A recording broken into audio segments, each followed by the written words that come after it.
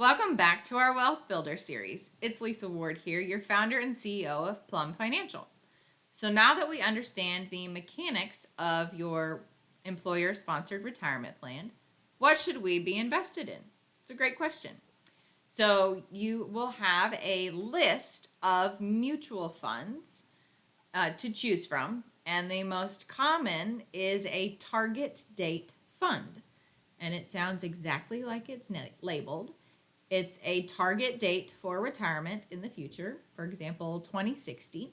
So I want to retire at that age or at that year, and the portfolio automatically starts out more aggressive and becomes more conservative the closer to that date you become. So it's literally lazy man's retirement planning. If you are new to investing, this is a great entry.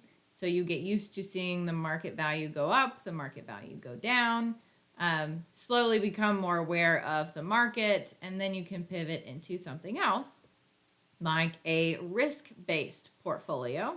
So depending on what you are comfortable with risk exposure, you can go that route. And industry standard is basically take 100, so that's the whole pie. Your age is what should be in bonds, and the remainder should be in equities. Now, this is a benchmark to start with. Does not mean that that's what your portfolio needs to be, but it's a good benchmark. So if you're in your 30s, for example, 30% of your portfolio could be in bonds, and the remainder could be in equities. If you're in your 40s, same thing, 40% in bonds, 60% in stocks. Now, if you are comfortable exposing the portfolio, or we want it to grow a little bit more, we're comfortable with that volatility, then you might dial it up a little bit more. But that benchmark, your age is what's in bond, is a great starting spot. And then depending on dialing in even further, you might have different sectors.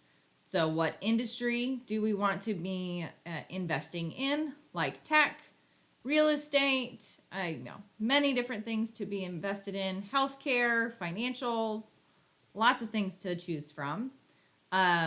Location based, so do we want to have global exposure, or do we want to just invest in the States? Your prerogative. But you might have also heard the term indexing. So what does that mean? So the S&P 500, for example, is an index of 500 stocks, and that 500 stocks can change.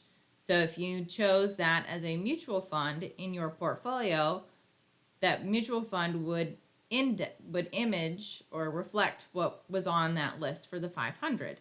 So if the bottom 10 are replaced with different stocks, then that mutual fund would do the same thing. Now, the S&P does go up and down quite a bit because it's all stocks. So if you wanted to have that in your portfolio, just understand the risk exposure associated with that. There are also bond indexes that you could put into your portfolio, but it's not an active way of managing your portfolio. It's literally just mirroring what that index is doing. So it's less expensive on the cost because we're not buying and selling mutual funds or stocks or bonds. It's literally just mimicking the index itself. So if you guys have questions and want to know what should your individual portfolio look like, feel free to schedule your blueprint call and we can look at that soon. So look forward to talking to you soon.